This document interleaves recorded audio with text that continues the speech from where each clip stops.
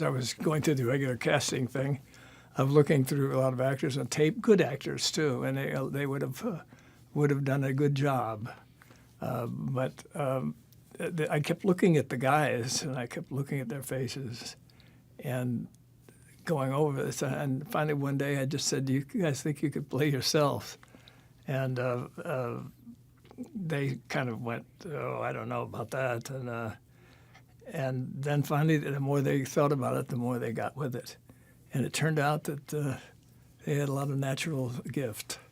And it also was a bit of a catharsis for them to go back and sort of relive the moment, and what it could have been and what it turned out to be.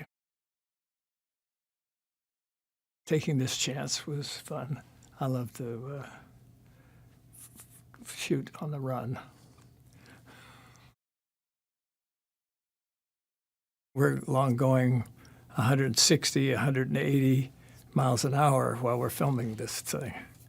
Now, it's not an old-fashioned train where it's going, rattling all over the place, but it's very, very fast. But it's also, because of that, it's very, very narrow. So it's very tight to be shooting. The seats and everything are comfortable. They're wonderful trains to ride on. But to film with cameramen and assistants and sound people and all the various personnel that you have on a movie, it's tight work. You got 6 minutes. So we got 6 minutes to do a scene. Okay, can we do that? All right, let's go. So let's try it anyway. We didn't know if we could do it, so everything was experimental in that. So we knew what the scene was. We got there. People are getting on and getting off, and we're just shooting it. Nobody even knew we were making a film. It just all came together, 1, 2, 3. And so it came together like they had planned on it, like they had studied it, but they hadn't. They're regular people doing exceptional things at a certain time in life. And they have to take charge of their own fate. It hasn't been a conscious choice to make heroic movies or movies about heroes, though it is fun to do because there's so many movies made about comic book heroes and stuff, but people who have actually done some feats that are beneficial to society. That's always nice when you can do it. But it's just been, to me, nothing is planned. I just do the stories as they come along, and I like them. They went to school in a medium-sized city in California, Sacramento. They were pals playing shoot 'em up and paintball guns and all kinds of things. And then, ironically, they're just on a trip where they're doing nothing but playing around and having a good time. And they're put in a position to have to act quickly.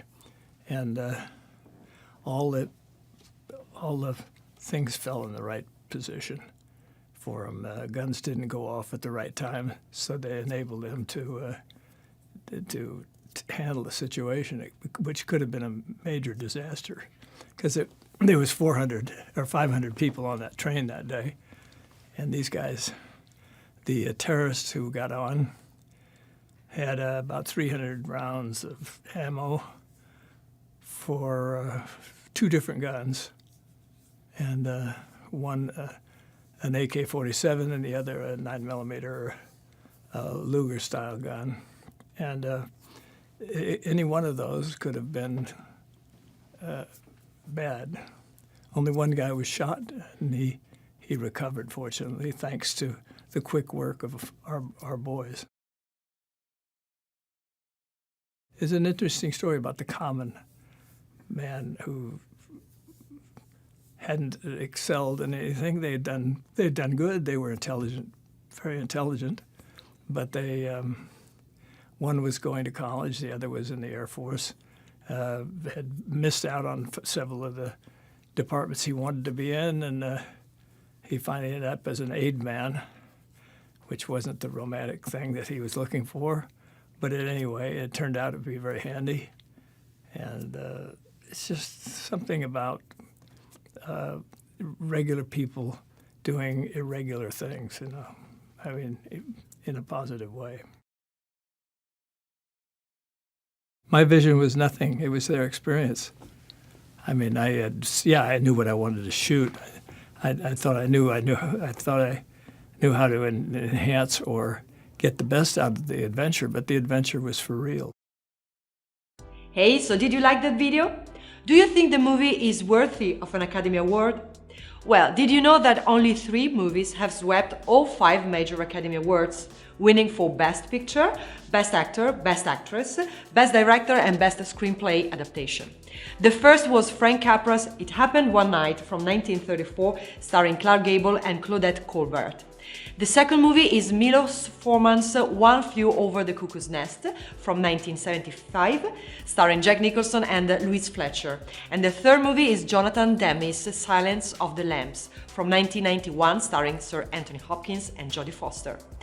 Do you think these movies deserved all 5 awards? Let me know below. And remember, we publish new videos every day, so be sure to subscribe for more great content. See ya!